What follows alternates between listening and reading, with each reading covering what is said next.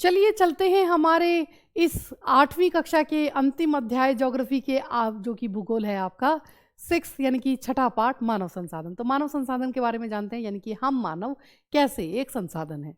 तो यहाँ क्या बताया गया है ना कि लोग ही एक राष्ट्र के सबसे बड़े संसाधन होते हैं। जैसे प्रकृति की देन केवल उस समय महत्वपूर्ण होती है जैसे प्रकृति ने हमें बना दिया, लेकिन हम महत्वपूर्ण कब है जब वे लोगों के लिए उपयोगी हो।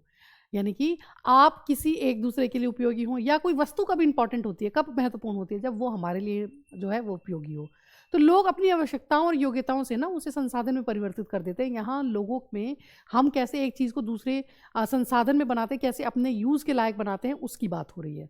तो इस प्रकार क्या है, मानव संसाधन ही अंतिम संसाधन है, क्योंकि हम ही क्या करते हैं, किसी चीज़ को यूज़ करने लायक बनाते हैं। तो अगर हम स्वस्थ हों, शिक्षित हों और अभिप्रेरित हों, तो इस तरह के जो लोग होते हैं ना वो अपनी आवश्यकताओं के अनुरूप संसाधन का विकास करते हैं।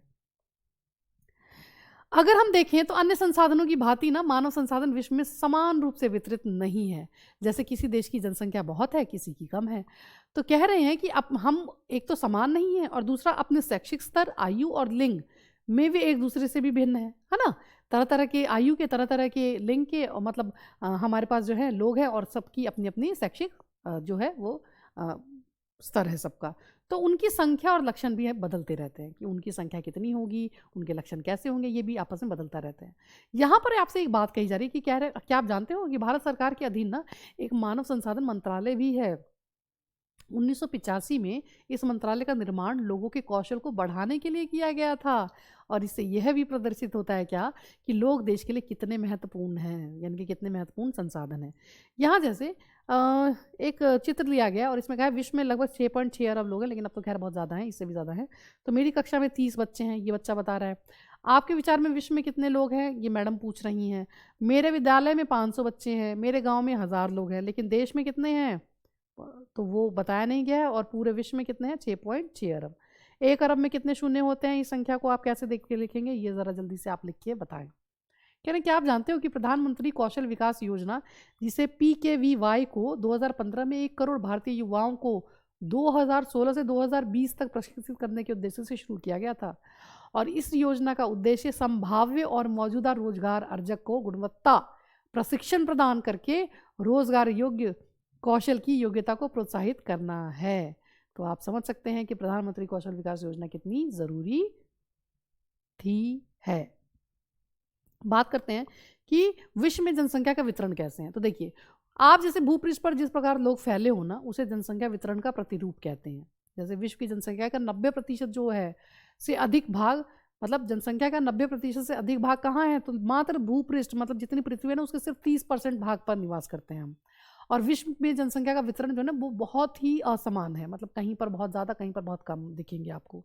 कुछ क्षेत्र बहुत घने बसे हुए हैं और कुछ जो है विरल हैं। यहाँ देखेंगे विश्व में, जैसे यहाँ पर येलो जो है, पीला जो है वो एशिया को दर्शाता है, और जो संतरी जैसा है वो आपको यूरोप को, पर्पल यानी बैंगनी जो है वो अफ्रीका को दिखा रहा है, और जो आपका मध्य व दक्षिण अमेरिका को दिखाता है ब्लू, उत्तर अमेरिका को दिखाता है लाल, और ओशेनिया को, जिसमें कि आपको ऑस्ट्रेलिया, न्यूजीलैंड और प्रशांत द्वीप समूह है, उसको दिखा रहा है ग्रीन। तो आप देख सकते हैं किस तरह से पॉपुलेशन को दिखाया गया। ये आपका चित्र है जो आपको बहुत बेहतर तरीके से बता देगा कि किस महाद्वीप में कितने लोग बसे हुए हैं। तो यहाँ ये कहा गया है कि दक्षिण और दक्षिण पूर्वी एशिया और यूरोप और उत्तर पूर्वी उत्तर अमेरिका घने बसे क्षेत्र हैं। ठीक है, दक्षिण पूर्वी एशिया, यूरोप और उत्तर पूर्वी और उत्तर अमेरिका घने बसे हैं। वहीं अगर हम देखें तो जो उच्च अक्षांशीय क्षेत्र जो हैं, या उष्ण कटिबंधीय मरुस्थल, या उच्च पर्वत, या फिर जो विषुवत वन है, वहाँ पर बहुत कम लोग रहते हैं। ठीक है, अब अगर देखें तो विषुवत वृत्त के दक्षिण की अपेक्षा विषुवत वृत्त के उत्तर में बहुत ज़्यादा लोग बसे हुए हैं। ये आपकी पृथ्वी है, ये आपकी विषुवत लाइन। तो ये कह रहे हैं कि इसके उत्तर में बहुत अधिक लोग बसे हुए हैं। विश्व की कुल जनसंख्या है ना कि लगभग 3/4 लोग 2 महाद्वीपों एशिया और अफ्रीका में रहते हैं। 3/4 लोग कहाँ हैं, एशिया और अफ्रीका में। विश्व के अगर हम 60% लोगों की बात करें तो केवल 10 देशों में रहते हैं। 60% लोग सिर्फ 10 देशों में, है ना मज़ेदार बात। तो इन सभी देशों में 10 करोड़ से अधिक लोग रहते हैं। ठीक है जी, और वो देश कौन से हैं देख लें, चीन, Bharat, USA, Indonesia, Brazil, Pakistan, Bangladesh, Nigeria, रूस और जापान। ठीक है, विश्व की घनी आबादी वाले आपके ये देश हैं। विश्व की जनसंख्या यहाँ पर कह रहे हैं कि विश्व की कुल जनसंख्या में से किस महाद्वीप में निम्न के अनुसार जनसंख्या है, मतलब केवल 5%, 13%, 1% और 12%, ये आपसे पूछा गया है। तो चलते हैं, अब देखते हैं डेंसिटी यानी कि घनत्व क्या है। तो देखो, भारत की जनसंख्या ये कह रहे हैं औसत घनत्व कितना है, 382 व्यक्ति प्रति वर्ग किलोमीटर। तो सिंपल सी बात है कि 1 वर्ग किलोमीटर में कितने लोग बसे हुए हैं उसे कहते हैं घनत्व। तो पृथ्वी पृष्ठ के एक इकाई क्षेत्र में रहने वाले लोगों की संख्या को जनसंख्या का घनत्व कहते हैं। सामान्य रूप से अगर आप देखोगे ना तो ये प्रति वर्ग किलोमीटर में व्यक्त किया जाता है। संपूर्ण विश्व का जो औसत है वो कितना है, 51 व्यक्ति प्रति वर्ग किलोमीटर, लेकिन हमारा कितना है, 382। तो आप समझ सकते हो कि हम कितने आगे हैं। सबसे अधिक जनसंख्या घनत्व जो है ना वो कहाँ मिलता है, तो दक्षिण मध्य एशिया में, और इसके पश्चात जो है पूर्वी एशिया और दक्षिण पूर्वी एशिया में आपको देखने को मिलेगा। ठीक है, यहाँ एक चित्र है जिसमें ये कह रहे हैं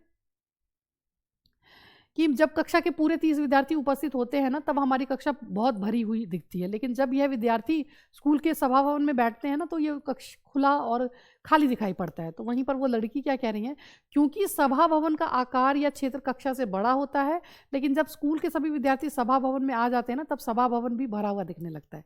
तो यहाँ जगह से लोगों का जो है परिप्रेक्ष्य दिखाया गया है, घनत्व बताने की कोशिश की गई है। ठीक है, बात करते हैं भौगोलिक कारक की कि क्या क्या कारक है भौगोलिक जिसकी वजह से कोई लोग वहां पर जाके बसते हैं। तो सबसे पहले स्थलाकृति है कि स्थलाकृति कहाँ की कैसी है। देखिए, सपाट जमीन पे मैदानी इलाके में ज़्यादा लोग रहते हैं, तो मरुस्थल में या फिर आप कहें कि पहाड़ी इलाके में लोग कम रहेंगे, है ना, ज़्यादा बारिश वाली जगह पे लोग कम रहेंगे। तो लोग सदैव पर्वतों और पठारों की तुलना में पर्वत पठार की अपेक्षा कहाँ, मैदानी भागों में ही रहना पसंद करते हैं। क्यों? क्योंकि वहाँ पर आप खेती कर सकते हो, विनिर्माण कर सकते हो, सेवा क्रियाओं के लिए भी ये उपयुक्त भूमि होती है। जैसे कि गंगा के मैदान है ना, विश्व के सबसे अधिक घने बसे हैं, जबकि अगर हम देखें एंडीज पर्वत, एल्प्स और हिमालय जो है वहाँ पर विरल लोग रहते हैं, कम लोग रहते हैं, है ना। तो मैं उम्मीद करती हूँ स्थलाकृति आपको समझ में आया होगा। चलते हैं जलवायु की तरफ। अब देखो, जलवायु जहाँ पर चरम पर होगी, अत्यधिक गर्म हो या अत्यधिक ठंडी हो, जैसे कि सहारा मरुस्थल, रूस के ध्रुवीय प्रदेश, कनाडा और अंटार्कटिक की बात करें तो वहाँ क्या होगा, कम लोग रहेंगे, है ना, वहाँ रहने से लोग बचते हैं। वहीं अब मिट्टी की बात करते हैं, जहाँ की मिट्टी उपजाऊ होगी वहाँ लोग रहेंगे, जहाँ नहीं उपजाऊ होगी वहाँ नहीं रहेंगे, है ना। तो उपजाऊ मृदाएं कृषि के लिए उपयुक्त भूमि प्रदान करती हैं। तो इसीलिए भारत में जैसे हम गंगा और ब्रह्मपुत्र, चीन में हवांग हो, चांग जियांग और मिस्र में नील नदी के उपजाऊ मैदानों के जो भाग हैं वहाँ पर घने बसे हुए क्षेत्र देखते हैं। बात करते हैं जल की, कहाँ, जहाँ पर जल की उपलब्ध अच्छा होगा, उपलब्ध हो अच्छी मात्रा में होगी वहाँ पर आप रहोगे, है ना। क्यों? क्योंकि वहाँ पर आपको पीने को मिल जाएगा, खेती के लिए मिल जाएगा, हर काम के लिए आपको पानी मिलता है, तो आप वहाँ रहते हैं। तो जो लोग उन क्षेत्रों में रहने की प्राथमिकता देते हैं जहाँ अलवणीय साफ जल आसानी से उपलब्ध होता है। जैसे विश्व की नदी घाटियाँ ना घने बसे क्षेत्र हैं, जबकि मरुस्थल की बात करें तो वहाँ क्या होगा, विरल जनसंख्या रहेगी।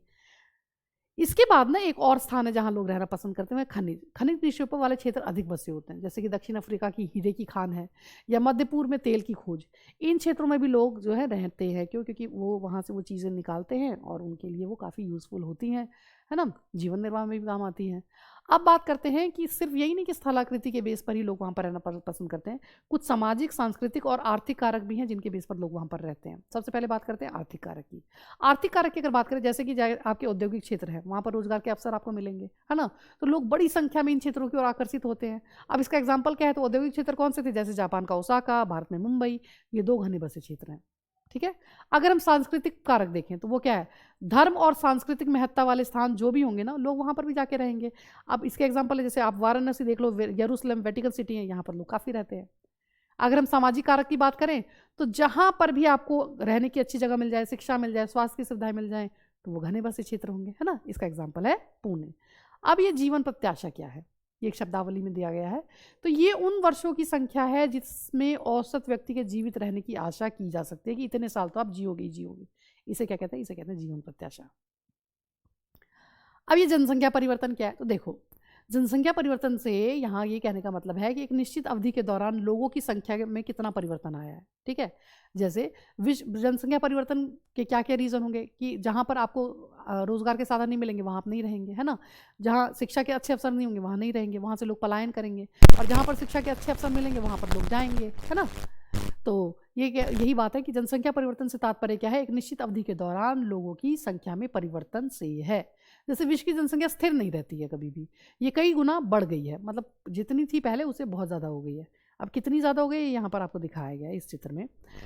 ऐसा वास्तव में जन्म और मृत्यु की संख्या में परिवर्तन के कारण भी हुआ है। जैसे मानव इतिहास की आप लंबी अवधि में देखोगे ना, तो सन 1800 तक विश्व की जनसंख्या धीरे धीरे बढ़ी है, 1800 तक। लेकिन बड़ी संख्या में बच्चे जन्म लेते थे और होता क्या था ना कि शीघ्र ही उनकी मृत्यु भी हो जाती थी।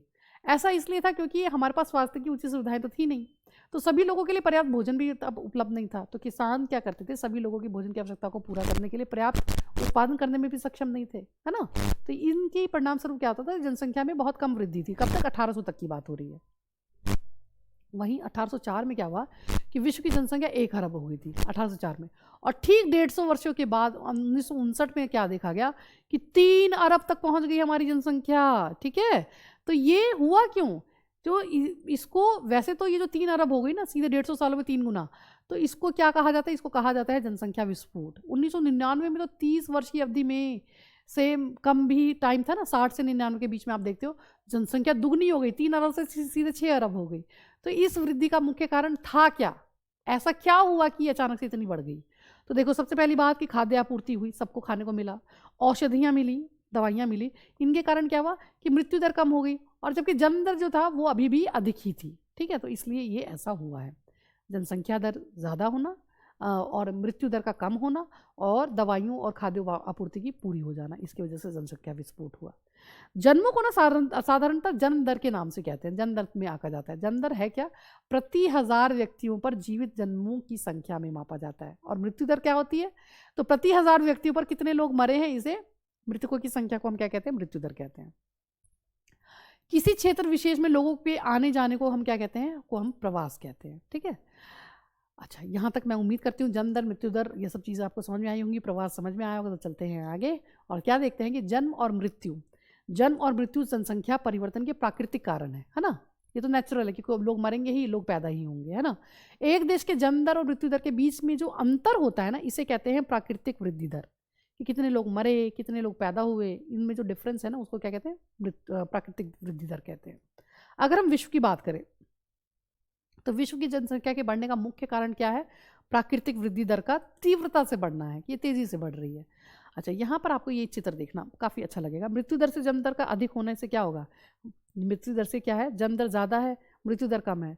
तो मृत्यु दर कम है तो क्या हो गया? जनसंख्या वृद्धि हुई है।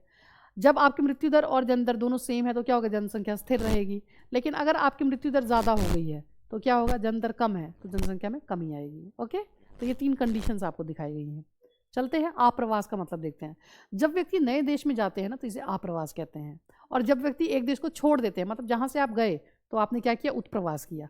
जहाँ को गए, जिस देश में रहने के लिए जा रहे हो, तो उसे क्या कहेंगे? आप्रवास। ठीक है, तो चलते हैं आगे और बात करते हैं प्रवास की। तो प्रवास क्या है? प्रवास एक अन्य कारण है जिससे जनसंख्या के आकार में परिवर्तन होता है। लोग एक देश में या फिर देशों के बीच में एक स्थान से दूसरे स्थान पर तो जाते ही हैं, है ना। जैसे विभिन्न राज्यों में भी हो जाता है कि जैसे आप देख सकते हैं कि बिहार से बहुत से लोग दिल्ली आ गए, मुंबई आ गए, यहाँ चले गए, बड़े बड़े शहरों में चले गए, है ना। तो ये भी क्या है? एक देश में ही आपने एक देश में एक जगह से दूसरी जगह गए। कई लोग ऐसा भी करते हैं कि जैसे दिल्ली से कहाँ चले गए? तो कनाडा चले गए हैं, तो आपने एक देश से दूसरे देश को पलायन कर दिया है ना। तो ये क्या है? तो उत्प्रवासी वे लोग होते हैं जो देश को छोड़ते हैं। आप यहाँ छोड़ के कनाडा चले गए तो आप कौन है? आप उत्प्रवासी हैं। और अप्रवासी कौन होते हैं? वे लोग जो देश में आते हैं, जो देश में आए हैं। ठीक है, तो मैं उम्मीद करती हूँ यहाँ पर आपको एग्जाम्पल भी दिया है, जैसे कि संयुक्त राज्य अमेरिका और ऑस्ट्रेलिया जैसे देशों में भीतरी प्रवास और अप्रवास द्वारा संख्या बढ़ी है। ठीक है, मतलब आपस में भी ऐसा हुआ है कि एक जगह से दूसरी जगह गए और दूसरी जगह से भी लोग रहने आए हैं। तो भीतरी प्रवास भी हुआ है और अप्रवास भी हुआ है, लोग वहाँ पर रहने के लिए भी गए हैं।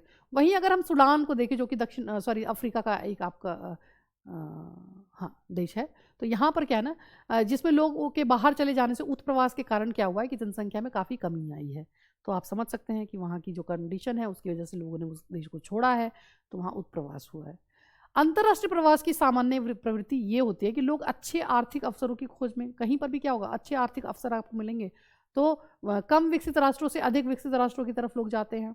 और देशों के अंदर बड़ी संख्या में लोग कहाँ जाते हैं? जहाँ पर भी रोजगार अच्छा मिले, शिक्षा अच्छी मिले, स्वास्थ्य सुविधाएं अच्छी मिले की खोज में क्या होता है कि ग्रामीण क्षेत्र से लोग नगरीय क्षेत्रों की ओर जाते हैं, है ना। तो ये इस तरह से आप देखते हैं कि जनसंख्या में परिवर्तन आपको देखने को मिलता है।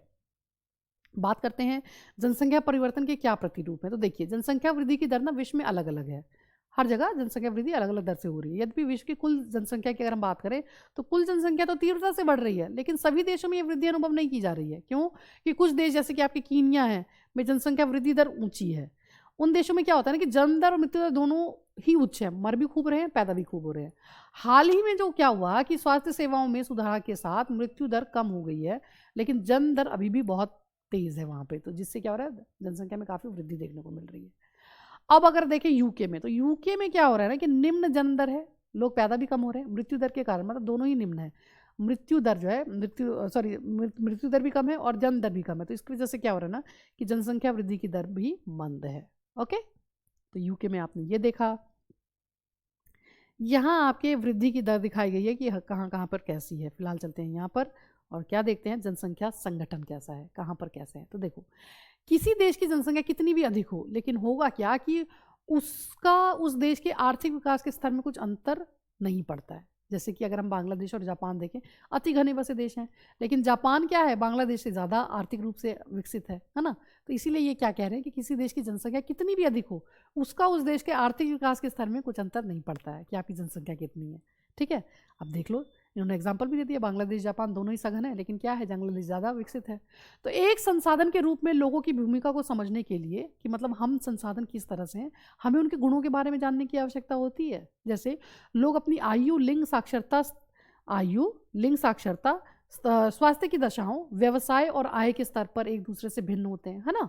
सभी की आयु अलग है, लिंग अलग है, साक्षरता सबकी अलग अलग है, स्वास्थ्य की दशाएं अलग हैं, व्यवसाय अलग है, तो इन सभी के बेस पर हम क्या, सभी अलग होते हैं। तो लोगों की इन विशेषताओं के बारे में जानना भी आवश्यक है।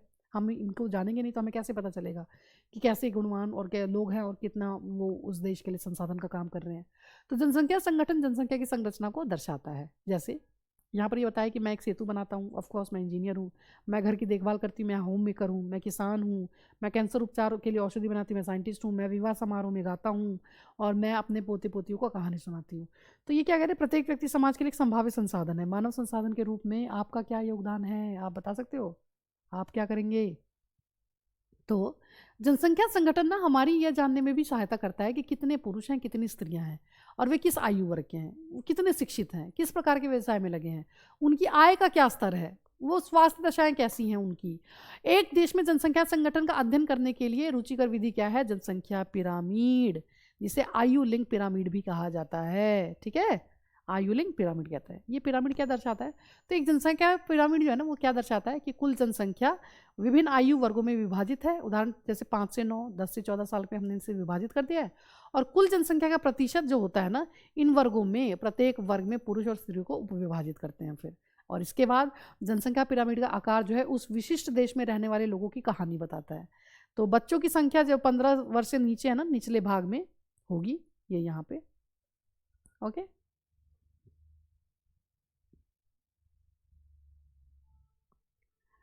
और जन्म के स्तर को दर्शाती है। तो ऊपर का आकार जो जो वृद्ध लोग होते हैं ना, जैसे 65 वर्ष से अधिक है, उसको दर्शाता है, ये यहाँ वाला ये। ओके, तो जनसंख्या पिरामिड जो है ना, एक देश में आश्रित लोगों की संख्या बताता है। अब ये आश्रित क्या होते हैं, तो देखो, जो 15 वर्ष से कम आयु के लोग हैं और जो 65 वर्ष से अधिक आयु के लोग हैं, वो इस श्रेणी में आते हैं। किसमें आते हैं, आश्रित लोगों की श्रेणी में। ठीक है, तो 15 से कम आयु वाले और जो आपके 65 वर्ष से अधिक आयु वाले आश्रित में आते हैं, और 15 से 65 के बीच की आयु वाले लोग किस में आते हैं, आर्थिक रूप से सक्रिय वर्ग में रखा जाता है इनको। ठीक है, बात करते हैं एक देश की जनसंख्या पिरामिड जो है ना, जिसमें जन्म दर और मृत्यु दर दोनों ही ऊंचे हों, उसका आधार पर चौड़ा है और ऊपर तीव्रता से सकरा हो जाता है। ऐसा इसलिए होता है कि बहुत से बच्चे जन्म लेते हैं, लेकिन उनमें से अधिकतर की मृत्यु शैशव काल में ही हो जाती है, तो कुछ ही बड़े हो पाते हैं, इसलिए वहाँ वृद्ध लोग बहुत कम मिलेंगे आपको। और इस स्थिति को केन्या के पिरामिड में दिखाया गया है। ठीक है, पैदा भी बहुत हो रहे हैं तो मर भी बहुत रहे हैं। ठीक है, ऊपर जाते जाते तो बहुत कम आपको लोग देखने को मिलते हैं, पहले ही उनकी डेथ हो जा रही है। ठीक है, तो ये कहाँ का, कीनिया का। जिन देशों में मृत्यु दर विशेष रूप से बहुत छोटे बच्चों में कम हो, हाँ, कम हो रही हो, और युवा आयु वर्ग का पिरामिड चौड़ा हो, तो क्योंकि शिक्षुक मतलब जो शिशु है ना वो प्रौढ़ावस्था तक जीवित रहते हैं, तो ये भारत के पिरामिड से दृष्टिगत जरूर होता है, हमारे यहाँ पर बहुत है। इस प्रकार की जनसंख्या में युवा सापेक्षता क्या होते हैं, अधिक होते हैं। इसका मतलब क्या है कि मजबूत और वर्धमान बढ़ती हुई श्रम शक्ति है हमारे पास। आप देख सकते हो ये कितना चौड़ा है। ओके, बात करते हैं जहाँ पर कम जन्म दर है वाले जैसे देश हैं, जैसे कि आपको जापान देख सकते हो, देशों में आधार पर पिरामिड सकरा है, हाँ, और वहीं घटी मृत्यु दर के कारण अधिक लोग वृद्ध आयु तक भी पहुंच रहे हैं। ठीक है, अगर हम बात करें कुशल, उत्साही, आशावादी, सकारात्मक दृष्टि जैसे युवा जन किसी राष्ट्र के भविष्य होते हैं, कि आपकी दृष्टि सकारात्मक हो, आप आशावादी हो, आप उत्साही हो, आप कुछ करना चाहते हो और कर रहे हो, और आप कुशल हो, तो आप क्या हो, राष्ट्र के लिए, भविष्य के लिए क्या हो, आप उसको पॉजिटिव हो, आप भारत के भविष्य को बढ़ाएंगे आगे। अगर हम भारत की बात करें तो भारतवासी भाग्यशाली हैं कि हमारे पास क्या है, ऐसा संसाधन है कि हम सभी योग्य हैं, उत्साही हैं, आशावादी हैं और सकारात्मक हैं। उन्हें योग्य एवं उत्पादक बनाने के लिए हमें करना क्या होगा, कुशल बनाने और अवसर प्रदान करने के लिए अवश्य ही शिक्षित किया जाना चाहिए। तो शिक्षा की तरफ सबको ध्यान देना चाहिए। और आप देख रहे हैं कि शिक्षा की तरफ ही ध्यान देते हुए हम क्या कर रहे हैं, हम चैप्टर को डिस्कस कर रहे हैं और हम अपनी योग्यता को बढ़ा रहे हैं। तो हम सभी कितने योग्य हैं, है ना। हम अपने देश को आगे बढ़ाएंगे और इसी उम्मीद के साथ ये चैप्टर ख़त्म होता है और मैं आपसे मिलती हूँ नेक्स्ट क्लास की एनसीईआरटी के साथ। तब तक के लिए टेक केयर, बाय बाय। इन क्वेश्चंस को ज़रूर सॉल्व करें और मुझे बताएं कि आपको ये वीडियोस कैसी लग रही हैं। Till then, bye bye, good luck.